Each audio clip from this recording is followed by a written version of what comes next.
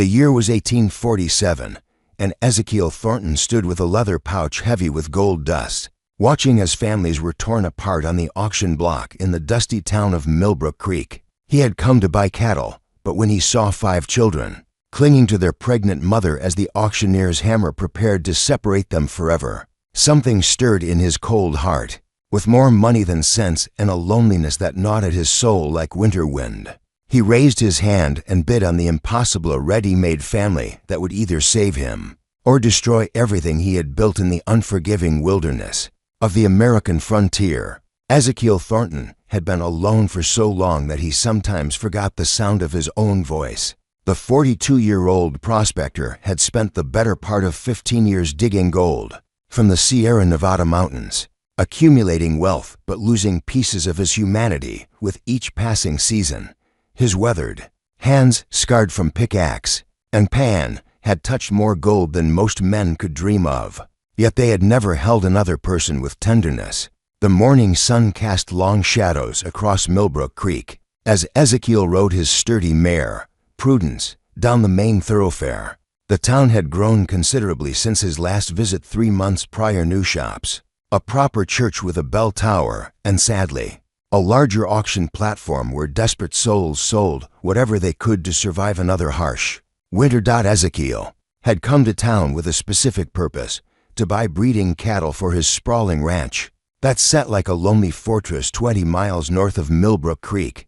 His property, earned through years of backbreaking labor and shrewd investments in mining claims, stretched across 3,000 acres of prime grazing land. Yet for all its vastness, the ranch felt empty, echoing with the hollow sound of his solitary footsteps. As he approached the auction grounds, the crowd's murmur reached his ears. Men in worn hats and dusty coats gathered around the wooden platform, some clutching bills of sale, others simply watching the proceedings with morbid curiosity. Ezekiel dismounted and tied Prudence to a hitching post, adjusting the heavy leather pouch that hung at his side. A month's worth of gold dust and nuggets that represented his latest mining venture's success.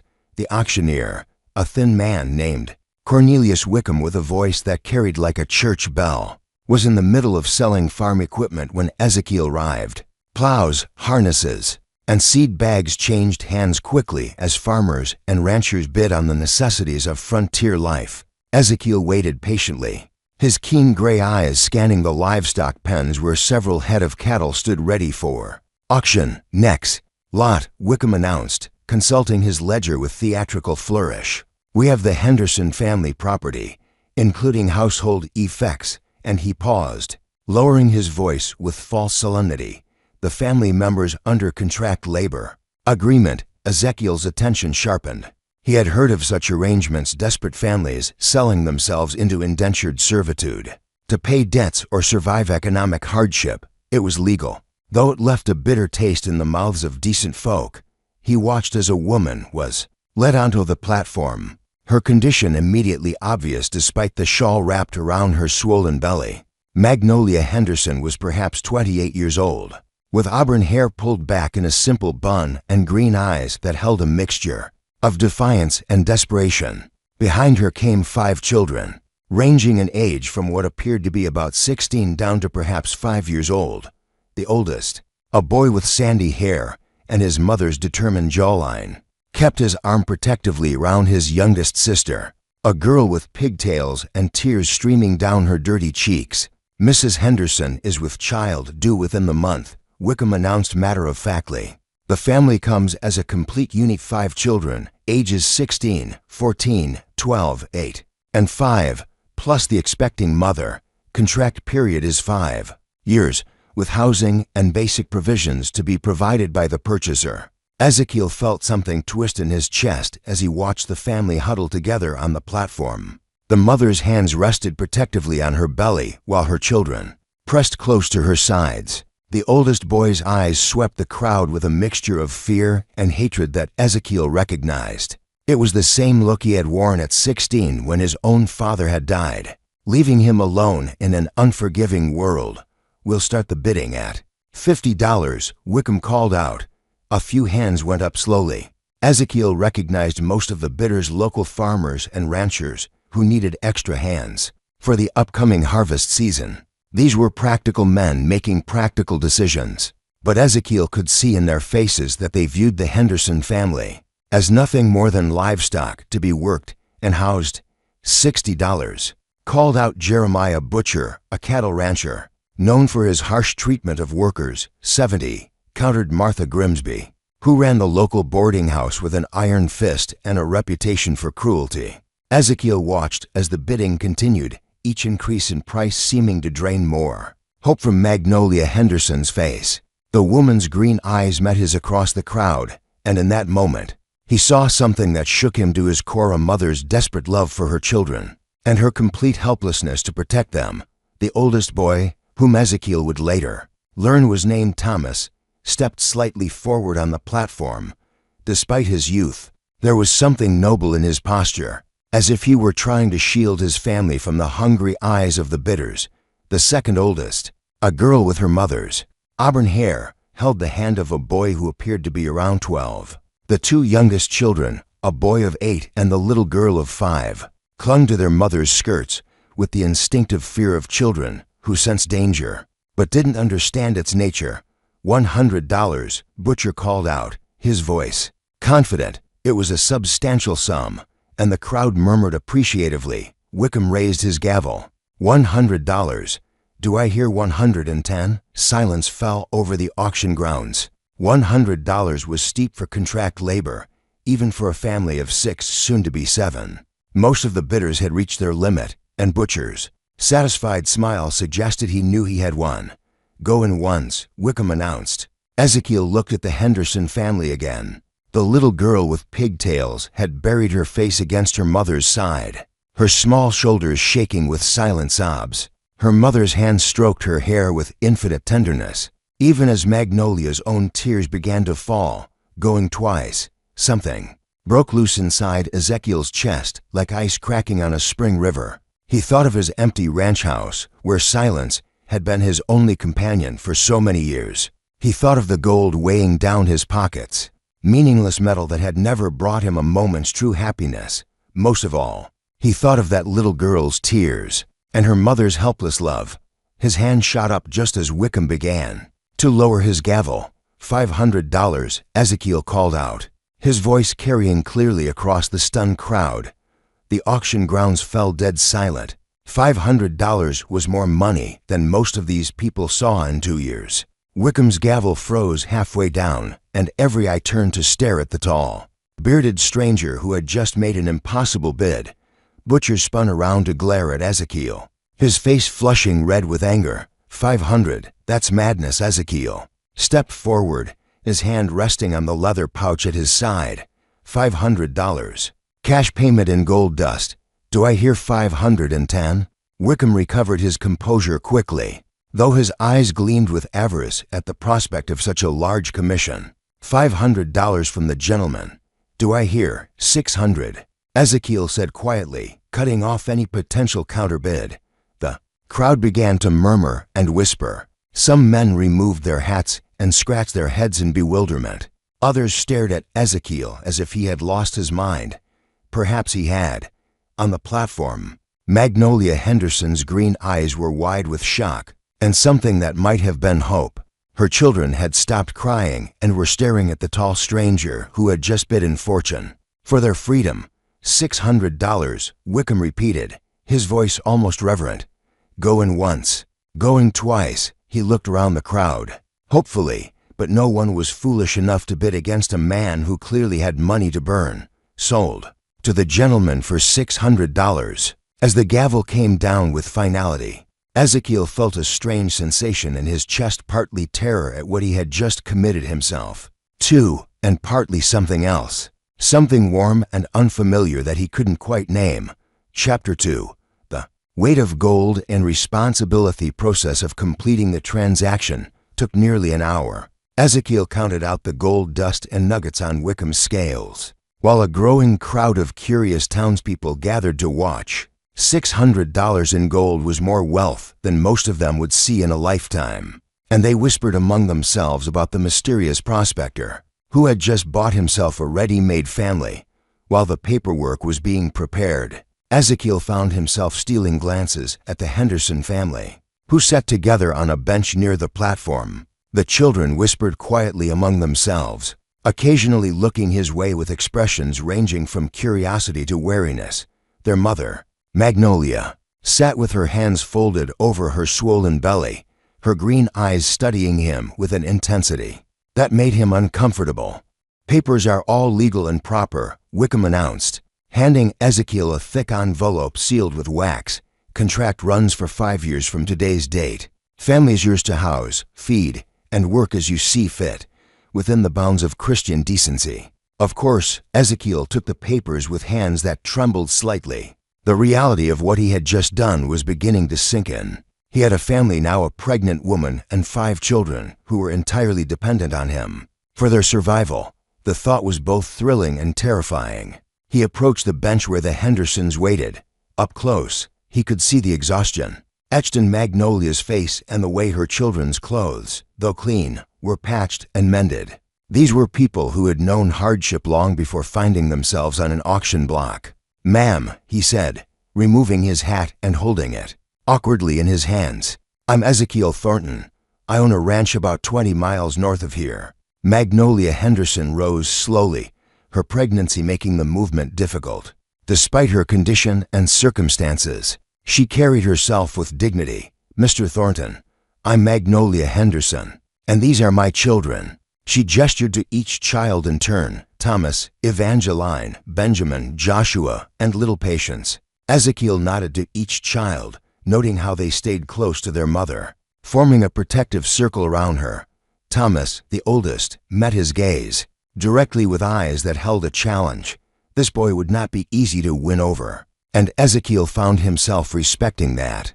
"Mrs. Henderson," Ezekiel said carefully, "I want you to know that I didn't buy you and your children to work you to death. I have a large ranch that's been lonely. There's plenty of room, and I can provide good food and shelter." "And in return?" Magnolia asked, her voice steady despite her vulnerable position. Ezekiel considered his words carefully. "Help around the ranch, yes, cooking, cleaning, tending the animals, but nothing beyond what's reasonable, and your children will have time. For learning, I've got books, and there's talk of a school starting up in town next year." Little Patience, the 5-year-old with pigtails, tugged on her mother's skirt. "Mama," she whispered loudly, "is the man going to hurt us?" The question hit Ezekiel like a physical blow. He knelt down so that he was at eye level with the little girl, his weathered face softening. "No, sweetheart, I'm not going to hurt you or your family. I promise." Patience studied his face with the serious intensity that only very young children possess. After a long moment, she nodded solemnly, apparently satisfied with what she saw. "We'll need supplies," Thomas said suddenly, his voice carrying the authority of someone forced to grow up too quickly. "Mama's going to have the baby soon, and we'll need things." Ezekiel stood and nodded to the boy, recognizing the protective instinct that drove him to speak. "Up. We'll stop at the general store before we head to the ranch. Get whatever you need." The trip to Millbrook Creek's general store drew considerable attention. Word had already spread about the mysterious prospector who had paid a fortune for the Henderson family, and curious eyes followed them as they walked down the main street. Ezekiel tried to ignore the stares and whispers, focusing instead on the list that Magnolia had quietly compiled. At Henderson's general store, no relation to the family, despite the coincidental name. Ezekiel watched as Magnolia carefully selected supplies. She chose practical items: cloth for baby clothes, medical supplies for the birth, basic foodstuffs, and sturdy shoes for the children, whose current footwear was worn thin. Her selections were modest, as if she were afraid to presume too much on his generosity. "Get what you need," Ezekiel told her quietly as she hesitated over a bolt of soft cotton fabric. "Don't worry about the cost." The final bill came to nearly $40, a significant sum, but Ezekiel paid it without hesitation as they loaded the supplies into his wagon. He noticed how the children's eyes widened at the sight of candy jars on the store counter.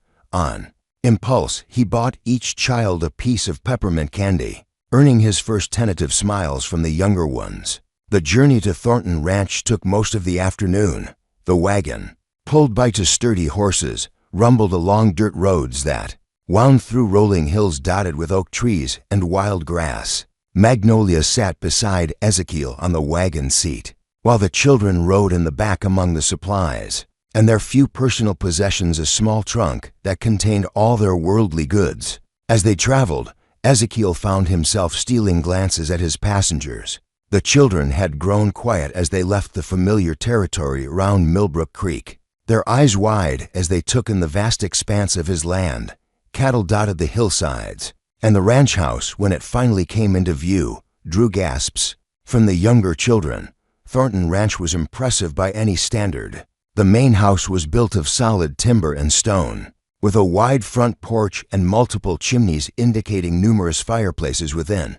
Outbuildings included a large barn, several storage sheds, a smokehouse, and a bunkhouse that had stood empty for years. Everything was well maintained, but had the slightly hollow look of a place where one man lived alone. "It's so big," little Patience whispered in wonder. "Plenty of room for everyone," Ezekiel replied, surprising himself with the warmth in his voice. As the wagon pulled up to the front porch, Ezekiel felt the weight of what he had done settling on his shoulders like a heavy coat.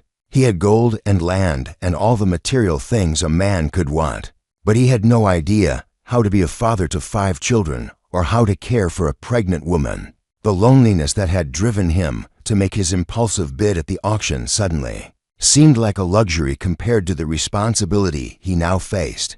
The first night at Thornton Ranch was awkward for everyone. Ezekiel had never considered how empty his house would feel to others, until he saw it through the Henderson family's eyes. The rooms were spacious but sparsely furnished, with only the basic necessities that a bachelor required. There were no family photographs on the walls, no children's laughter echoing through the halls, no feminine touches that made a house feel like a home. Magnolia Henderson moved through the house with quiet efficiency, her experience taking in the layout and potential of each room.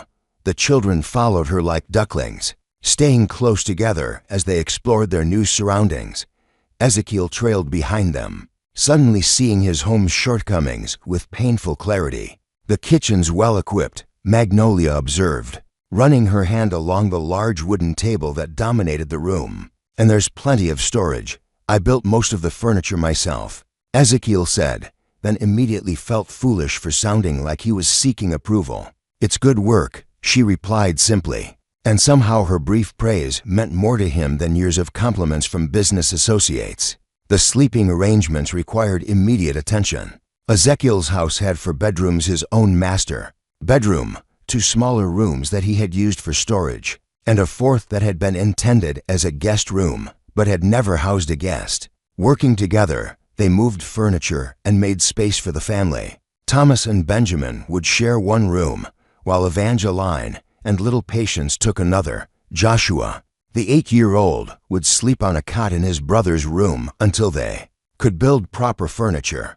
Magnolia would have the guest room, which was closest to the kitchen and would be convenient when the baby came. "Where will you sleep when the baby's born?" Ezekiel asked Magnolia as they arranged blankets in her room. "Babies don't sleep much at first," she replied with a weary smile. "I'll manage." As night fell, the house filled with unfamiliar sounds. Children's voices drifted through the walls as they whispered to each other in their new beds. Water splashed in the kitchen as Thomas helped his mother prepare for the next day. Someone, probably little Patience, scoffed softly in the darkness. Ezekiel lay in his own bed, staring at the ceiling and listening to the sounds of family life that he had never experienced. The house no longer felt empty, but it didn't feel like home either. It felt like a way station where strangers were spending the night, polite and careful not to impose too much on their host. The morning brought new challenges. Breakfast was the first meal they would share as a household, and Ezekiel found himself uncertain about even the most basic aspects of family life. Should he expect the children to work for their keep immediately? What time should they wake up? Who would make the decisions about daily routines? Magnolia solved many of these questions by simply taking charge. She rose before dawn, as she had undoubtedly done for years, and began preparing breakfast with quiet efficiency. When Ezekiel emerged from his room, He found the kitchen filled with wonderful smells and the sound of sizzling bacon. "You don't have to cook for me," he said awkwardly. "It's what I know how to do," Magnolia replied, not looking up from the stove. "And you've got 6, soon to be 7 extra mouths to feed. Makes sense for me to handle the cooking." The children appeared, gradually drawn by the smell of food and their mother's quiet calls. They gathered around the large kitchen table with the slightly stunned expressions of people who weren't quite sure they belonged where they found themselves. Ezekiel took his usual seat at the head of the table, then realized that his presence might make the family feel like they were dining with their master rather than sharing a meal. "Thomas," he said to the oldest boy, "would you say grace?" It was a small gesture, but Ezekiel saw Magnolia's surprised glance and the way Thomas straightened with pride at being asked to take on the responsibility. The boy's prayer was simple but heartfelt, thanking God for food and shelter and asking for blessings on those who provided it. After breakfast, Ezekiel faced the challenge of organizing work for his new household. He had livestock to tend, fences to mend, and a dozen other tasks that kept a large ranch running. The Henderson family needed to find their place in this routine, but he was determined not to work them like indentured servants, despite what the legal papers said. "Thomas," he said to the oldest boy, "you look like you know your way around horses." "Yes, sir. Been working with them since I was little." "Good. I could use help with the morning feeding and exercise. Think you can handle that?" Thomas nodded eagerly, and Ezekiel saw the boy's shoulders straighten with pride at being given real responsibility. "Evangeline," he continued, turning to the 14-year-old girl, "your mother's going to need help with the baby coming. Could you take charge of the vegetable garden? It's been neglected. And we'll need fresh food for winter." Evangeline, who had been quiet and watchful, nodded solemnly. "I helped Mama with our garden back home." For the younger children, Ezekiel assigned lighter tasks, feeding chickens, gathering eggs, helping with laundry. But he made sure to emphasize that their first job was to be children, to play and learn and grow. "What about me?" little Patience asked, not wanting to be left out. Ezekiel knelt down to her level, thinking carefully. "You've got the most important job of all, sweetheart. You need to make sure everyone smiles at least once every day. Can you do that?" Patience considered this seriously, then nodded with determination. "I can do that." As the days passed, the routine began to establish itself. Mornings started with Thomas helping Ezekiel tend the livestock while Magnolia and Evangeline prepared breakfast. After the meal, everyone scattered to their assigned tasks, but they would reconvene for the midday meal and again in the evening. Slowly, tentatively, the house began to feel less like a collection of strangers and more like a family. The children's laughter started to ring through the halls as they grew more comfortable. Magnolia began to hum while she cooked, a sure sign that her worry was easing. Even Thomas, the most suspicious of Ezekiel's motives, began to relax and show his natural intelligence and humor. But it was little Patience who truly began to bridge the gap between stranger and family. True to her assigned task, she made it her mission to bring smiles to everyone's face. She would leave wildflowers on Ezekiel's pillow, perform impromptu dances in the kitchen while her mother cooked, and tell elaborate stories that had her siblings giggling despite themselves. One evening, about 2 weeks after their arrival, Patience climbed onto Ezekiel's lap while he sat on the front porch watching the sunset. It was the first time any of the children had initiated such close contact, and Ezekiel felt his throat tighten with unexpected emotion. "Mr. Ezekiel," she said seriously, "are you our papa now?" The question hung in the air like smoke from the chimney. From inside the house, Ezekiel could hear the murmur of voices as the other children helped their mother clean up after supper. These people had become precious to him in ways he hadn't expected, but he wasn't sure he had the right to claim the title of father. "What do you think, sweetheart?" he asked gently. Patience considered this with the gravity that she brought to all important matters. "I think papas take care of their families and make them feel safe. You do that." From the doorway came Magnolia's voice, soft but carrying clearly in the evening air. "She's right. You know, you've been more of a father to them in 2 weeks than." She didn't finish the sentence, but Ezekiel understood. Her husband, the children's father, had somehow failed them in ways that led to their desperate circumstances. "Then I guess I'm your papa now," Ezekiel told Patience, his voice rough with emotion he couldn't quite hide. As if summoned by the moment's significance, the other children appeared on the porch. Thomas, still reserved but no longer hostile. Evangeline, with dirt under her fingernails from working in the garden.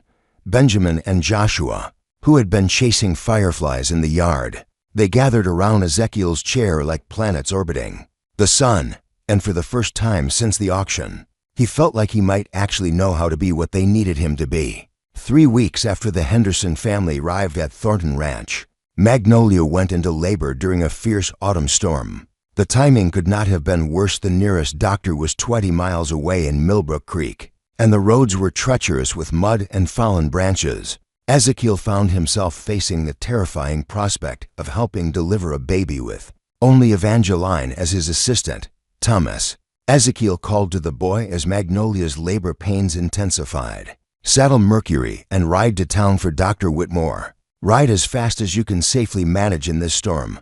"Yes, sir," Thomas replied, already moving toward the door. Despite his youth, the boy had proven himself reliable in crisis situations. "Take my best slicker and be careful," Ezekiel added, his voice heavy with worry. "If the roads are too dangerous, come back. We'll manage here." As Thomas disappeared into the storm, Ezekiel turned his attention to the crisis at hand. Magnolia had retreated to her bedroom, where Evangeline was already gathering clean towels and hot water according to her mother's shouted instructions between contractions. "Mr. Thornton," Magnolia called out, her voice strained but steady. "I need you to take the little ones to the front room and keep them occupied." "This isn't something they should see or hear," Ezekiel nodded, though she couldn't see him through the closed door.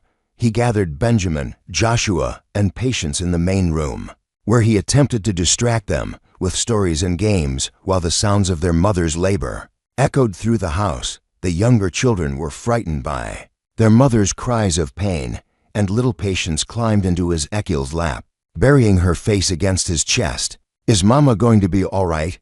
she whispered, her small body trembling.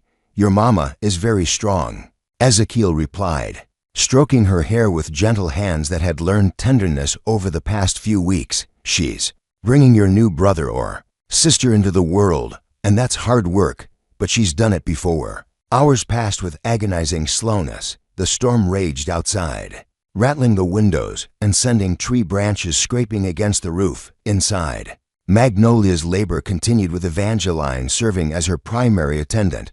The 14-year-old girl had stepped up to the responsibility with a maturity that both impressed and saddened Ezekiel. No child should have to grow up so quickly. Around midnight, Thomas returned, soaked to the skin and mud splattered. "Roads are washed out about 5 miles from town," he reported breathlessly. "Dr. Whitmore can't get through until morning at the earliest." Ezekiel felt his heart sink, but he kept his expression calm for the children's sake. "You did your best. Son, go get dried off and get some rest." "I can help," Thomas offered, but Ezekiel shook his head. "Your job now is to look after your brothers and sister. I'll help Evangeline with your mother." The next few hours tested Ezekiel's courage more than any danger he had faced in the mountains or dealing with claim jumpers. He had delivered calves and foals, but helping bring a human child into the world was entirely different. Magnolia, despite her pain, remained remarkably composed, guiding him and Evangeline through each step of the process with the wisdom of experience. "You're doing fine," she assured him during a brief respite between contractions. "Just remember, women have been having babies since the beginning of time. We're built for this." As dawn broke over the ranch, bringing with it a lull in the storm, Magnolia gave birth to a healthy daughter. The baby's first cries echoed through the house like a celebration, and Ezekiel felt tears streaming down his weathered cheeks as he held the tiny, perfect child for the first time. "She's beautiful," he whispered, his voice choked with emotion. Magnolia, exhausted but radiant, smiled as she reached for her daughter. "What should we name her?" Ezekiel was surprised to be consulted on such an important decision. "That's for you to decide." "No," Magnolia said firmly, settling the baby against her chest.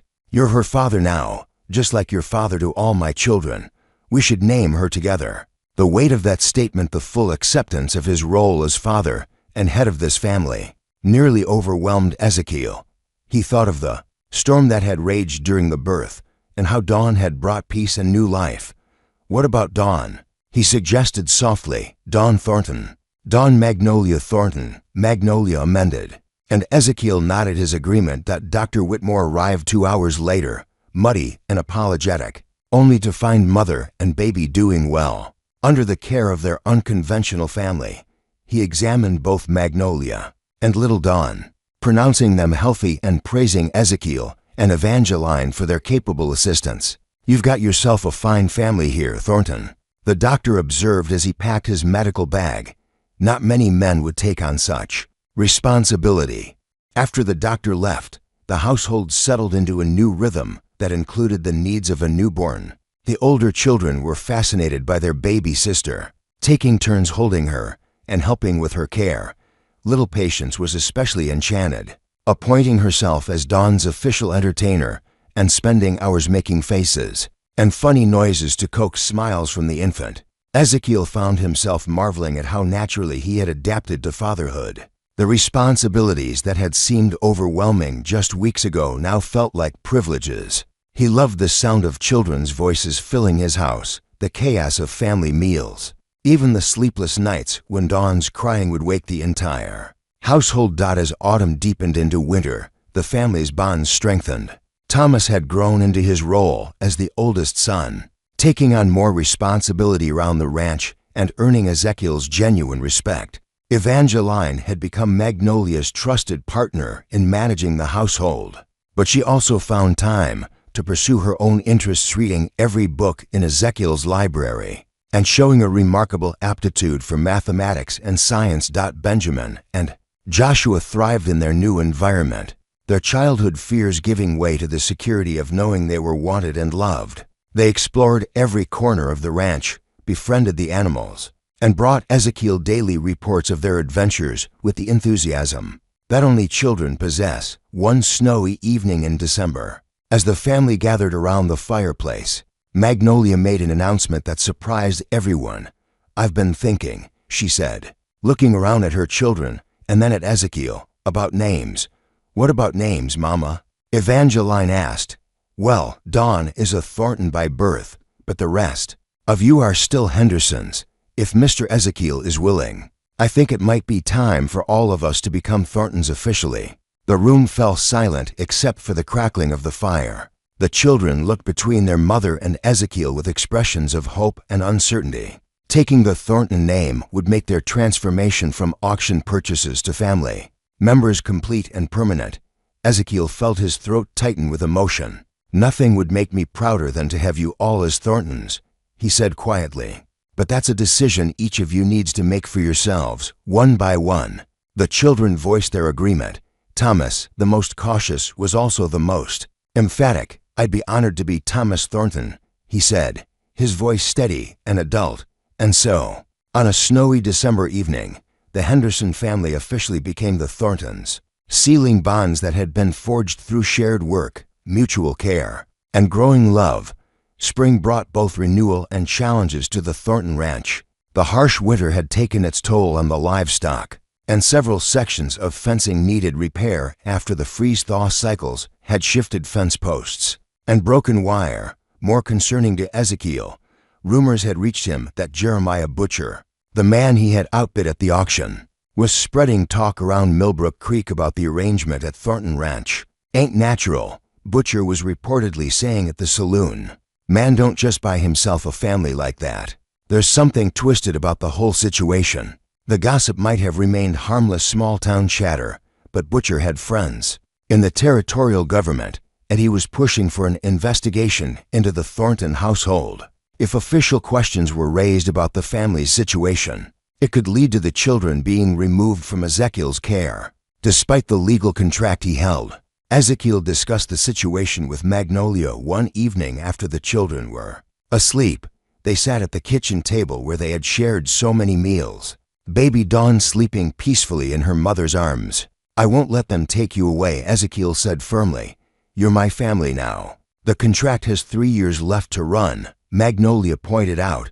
Legally, we're still your property. That's not how I see it, and you know that's not how things work in this house. Magnolia smiled, but her expression remained troubled. I know that, but others don't. They see a bachelor who bought a pregnant woman and her children at auction. They don't understand what we've built here. Their conversation was interrupted by a soft knock at the kitchen door. Thomas stood in the doorway, his face serious in the lamplight. I heard voices, he said. Is everything all right? Ezekiel exchanged a glance with Magnolia, then gestured for the boy to join them.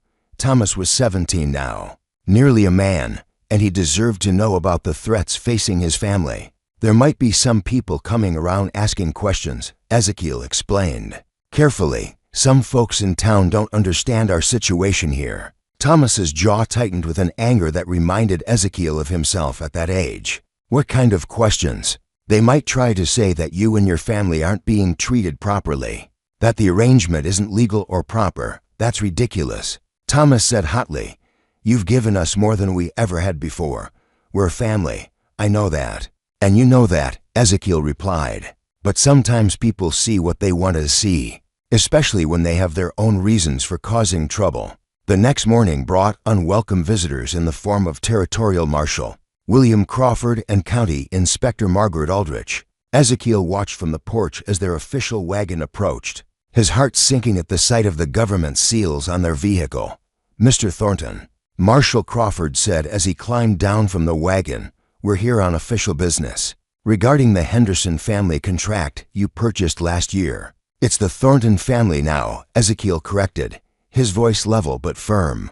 And all our papers are in order. You're welcome to examine them. Inspector Aldrich, a stern-faced woman in her 50s, stepped forward with a clipboard and an expression that suggested she had already made up her mind about what she would find. We're here to investigate reports of improper treatment and questionable living conditions for indentured family members. Behind Ezekiel, the front door opened and Magnolia emerged with baby Dawn. In her arms, the other children followed, clustering around their parents with the instinctive wariness of those who had learned not to trust authority figures. Mrs. Henderson, Inspector Aldrich said, pointedly using Magnolia's former name, we need to speak with you privately about your situation. Here, it's Mrs. Thornton, Magnolia replied firmly, and anything you need to say can be said in front of my husband. The word husband hung in the air like a challenge. Though Ezekiel and Magnolia had never formally married, their relationship had evolved into something deeper than a business arrangement or even friendship. They were partners in every sense that mattered, bound together by shared responsibility and growing affection. Mum, Marshal Crawford said more gently than his companion. We just need to make sure you and your children are being treated fairly. There have been concerns raised. By whom? Thomas demanded, stepping forward with the protective instincts that had never left him. That's not your concern. Boy, Inspector Aldrich snapped, then turned back to Magnolia. We need to examine the living conditions and speak with each family member separately. What followed was one of the most trying days in the Thornton family's short history. The officials inspected every room of the house, examined the children's clothing and belongings, and questioned each family member about their treatment and living conditions. Inspector Aldrich seemed particularly determined to find evidence of abuse or neglect, but the healthy, well-fed children and the obviously comfortable home provided no ammunition for her suspicions. The children seem well cared for, Marshal Crawford admitted to his companion. As they concluded their inspection, physical care isn't everything, Aldrich replied curtly. What about their education, their moral development? It's unseemly for unmarried adults to cohabitate with children. Present, Ezekiel felt his temper rising at the implication, but Magnolia placed a calming hand on his arm. Our children are learning, she said quietly. They can all read and write, and they're receiving practical education in managing a ranch and household. As for moral development, they're being raised with Christian values and the knowledge that they're loved and wanted. And the matter of your unmarried state, Aldrich pressed, before Magnolia could respond. Little Patience spoke up from where she had been quietly listening. Papa takes care of us and Mama. He reads us stories and teaches us things and never gets mad even when Joshua broke his favorite coffee cup. That's what papas do. The simple declaration from the child seemed to carry more weight than all the official documentation. Marshal Crawford smiled despite himself, while even Inspector Aldrich appeared momentarily softened. Out of the mouths of babes, the marshal murmured dot as the day wore on. It became clear that the officials would find no grounds for removing the children from Ezekiel's care. The family was obviously thriving, the children were healthy and happy, and the living conditions exceeded anything that could be expected from most families on the frontier. But Inspector Aldrich had one more card to play. Mr. Thornton, while we find no evidence of mistreatment, the question of your unmarried cohabitation remains problematic. For the sake of propriety and the children's moral welfare, we strongly recommend that you either formalize your union through marriage or make alternative arrangements for Mrs. Henderson. The ultimatum hung in the air like a storm cloud. Ezekiel felt the weight of 6 pairs of eyes watching him, Magnolia's, the children's, and baby Dawn's sleepy gaze from her mother's arms. Everything they had built together, all the love and trust and family bonds, suddenly balanced on the edge of a legal technicality. How long do we have to decide? Magnolia asked quietly. 30 days, Marshal Crawford replied. We'll be back then to see how you've resolved the situation. After the officials left, the family gathered in the kitchen for an emergency discussion. The children were old enough to understand the implications of what had happened, and their faces reflected a mixture of fear and determination. They can't break us up, Evangeline said fiercely. We're a family. What if Papa and Mama got married? Benjamin suggested with the straightforward logic of a 12-year-old. Then they couldn't say anything, could they? Ezekiel looked across the table at Magnolia, seeing his own uncertainty reflected in her green eyes. They cared for each other deeply, but marriage was a significant step that would change the nature of their relationship forever. That would solve the legal problem, Magnolia said carefully. But marriage shouldn't be entered into just to satisfy busybodies and officials. What if it wasn't just for them? Ezekiel asked quietly. What if it was for us, for our family? The question opened a door that had been closed since their first meeting at the auction. Over the months they had lived together, shared responsibilities, and built a life as partners. But they had never spoken of love or permanent commitment beyond the legal contract that bound them. Papa, little Patience said seriously, do you love Mama? The directness of the question from his youngest daughter cut through all the adult complications and reached the heart of the matter. Ezekiel looked at Magnolia, really looked at her, seeing not just the mother of his children or his partner in managing the household, but the woman who had brought warmth and purpose to his previously empty life. Yes, he said simply, I do love your Mama, and Mama. Patience continued with the relentless logic of childhood. Do you love Papa? Magnolia's cheeks flushed slightly, but she met Ezekiel's gaze steadily.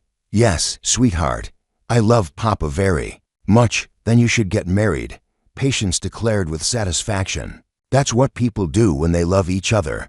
The other children nodded agreement, and Thomas spoke for all of them. We want you to get married because you want to, not because some government people say you have to.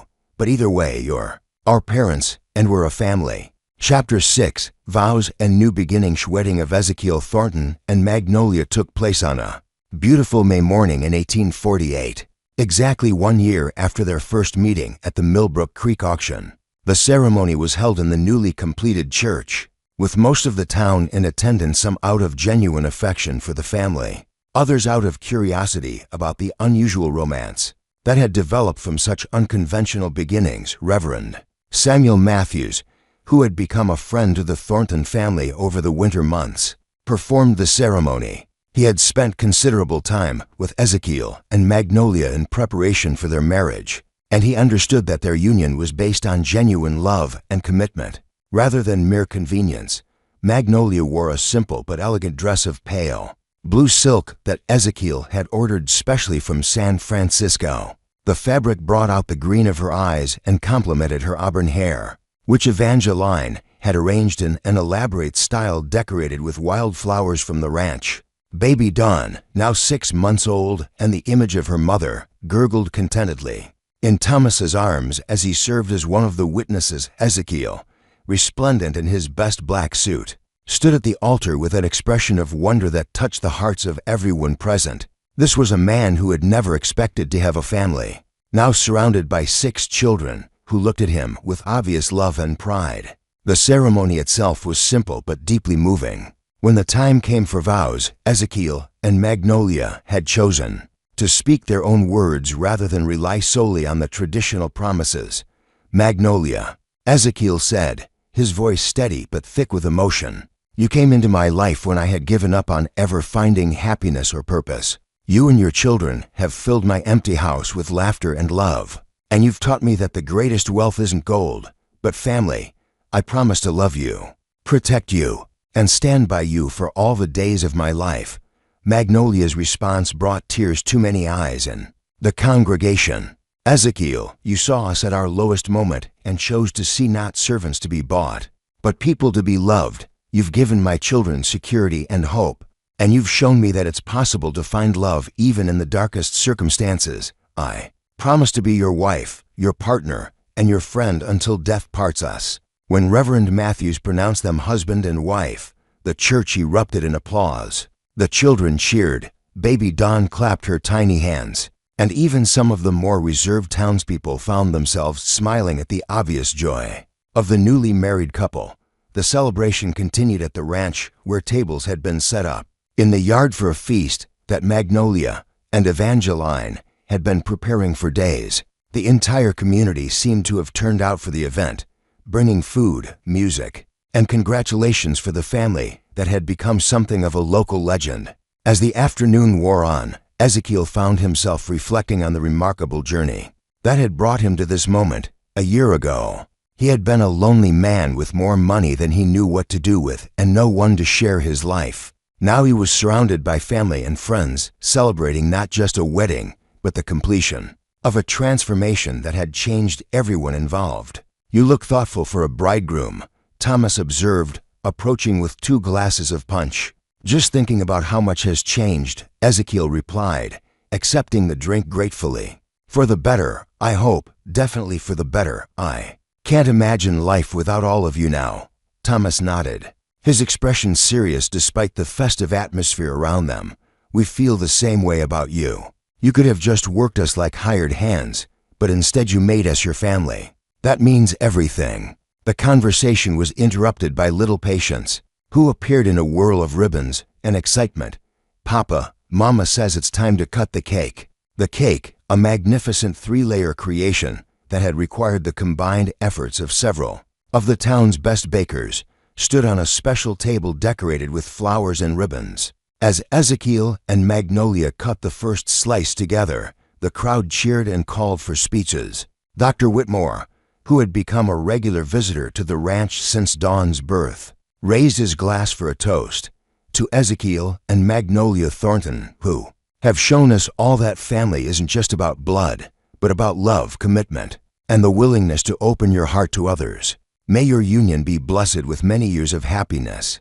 As the sun began to set and the celebration wound down, the Thornton family found themselves alone on their front porch, tired but happy. The children had changed into their everyday clothes and were playing quietly in the yard while Magnolia nursed baby Dawn in the rocking chair that Ezekiel had built for her. "So, Mrs. Thornton," Ezekiel said, settling into the chair beside his wife, "how does it feel to be married?"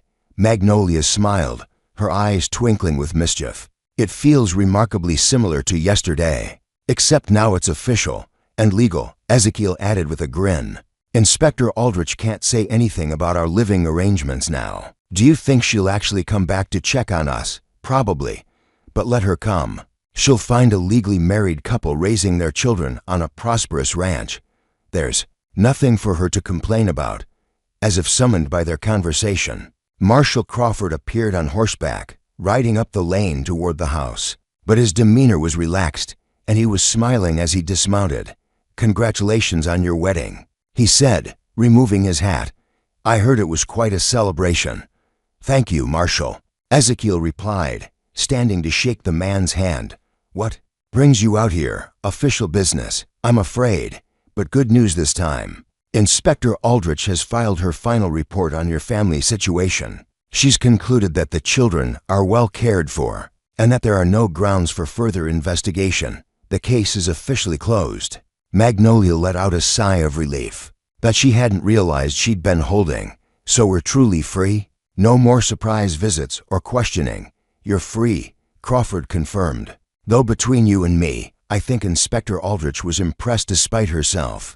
She said she'd never seen indentured children who were so obviously loved and well cared for. Your family changed her perspective on some things. After the marshal left, the family gathered for their evening meal there, first as a legally recognized unit. The conversation was lively and filled with plans for the future. Thomas spoke about wanting to expand the cattle operation. Evangeline shared her dreams of perhaps becoming a teacher when the promised school finally opened. And the younger children chattered about summer adventures they were planning. But it was baby Dawn who provided the evening's most memorable moment. As they sat around the table, she suddenly clapped her hands and said her first word, "Papa." The table fell silent for a moment, then erupted in cheers and laughter. Ezekiel felt tears sting his eyes as he realized that this child, born into his family, would never know a time when he wasn't her father. Unlike her siblings, who remembered their life before the ranch, Dawn was completely and utterly his daughter from her first breath. "Did you hear that?" Magnolia asked, her voice soft with wonder. "She said, 'Papa.' I heard it." Ezekiel replied, his voice rough with emotion. "I heard every wonderful word." 10 years later, in the spring of 1858, Ezekiel Thornton stood on the same front porch where he had first held little Patience. As she asked if he was their papa, the question seemed like a lifetime ago, and in many ways, it was. The scared, lonely prospector who had impulsively bid on a family at auction had been transformed into a man who understood that true wealth couldn't be measured in gold dust or acres of land. The ranch had prospered beyond his wildest dreams. Thomas, now 27 and married to a school teacher named Rebecca, managed the cattle operation with skill and innovation that had made Thornton Ranch one of the most successful in the territory. He and Rebecca lived in a house Ezekiel had built for them on the eastern section of the property, and they had blessed him with 2 grandchildren who called him Grandpa Ezekiel. Evangeline, 24, and the town's head teacher, had fulfilled her dream of education while choosing to remain close to her family. She lived in town during the school week but spent weekends at the ranch, bringing stories of her students and maintaining the close bonds that had always defined the Thornton family. Benjamin, now 22, had inherited his adoptive father's love of the land and had become the ranch's foreman. His steady, reliable nature made him invaluable in managing the day-to-day operations, and his recent engagement to the banker's daughter promised to further strengthen the family's ties to the community. Joshua, at 18, had surprised everyone by showing an aptitude for engineering and mathematics. Ezekiel had sent him to study in San Francisco, where he was learning to design bridges and buildings that would help tame the western frontier. His letters home were filled with enthusiasm for his studies and gratitude for the opportunities his father had provided. Patience, now 15 and beautiful like her mother, had grown into a young woman who still made it her mission to bring joy to everyone around her. She helped Magnolia manage the household and had shown remarkable skill in training horses, a talent that had earned her respect from even the most experienced ranch hands. And little Dawn, now 10 years old and the undisputed princess of Thornton Ranch, had grown into a bright, spirited child who knew no life other than being deeply loved and cherished. She attended school in town with Evangeline as her teacher, but spent her afternoons exploring every corner of the ranch with the confidence of someone who knew she belonged. Magnolia, at 38, had grown even more beautiful with the passage of years. The worry lines that had marked her face at the auction had been replaced by laugh lines earned through a decade of happiness. She and Ezekiel had been blessed with 2 more children, a son named Samuel, now 8, and a daughter named Grace, who was 5. Both children were born into love and security, never knowing the fear and uncertainty that had marked their older siblings' early years. As Ezekiel stood on the porch watching his family work and play in the evening light, he reflected on the journey that had brought them all to this moment. The lonely gold digger who had bought a family at auction had discovered that the greatest treasure wasn't buried in the mountains or hidden in streams. It was sitting around his dinner table every night, calling him Papa and filling his house with the sounds of life and love. The auction in Millbrook Creek had been advertised as a sale of property and possessions. But what Ezekiel had actually purchased that day was the chance to become the man he was meant to be. In trying to save the Henderson family, he had inadvertently saved himself, trading his gold and loneliness for the priceless wealth of belonging to something larger than himself. The contracts that had legally bound the family to him for 5 years had long since expired, but the bonds that held them together now were far stronger than any legal document. They were held together by choice, by love, by shared experiences and mutual commitment. They were held together by the daily decision to be a family, not because they had to, but because they wanted to. As the sun set over Thornton Ranch, painting the sky in shades of gold that reminded Ezekiel of the mineral that had once defined his life, he heard the dinner bell ring.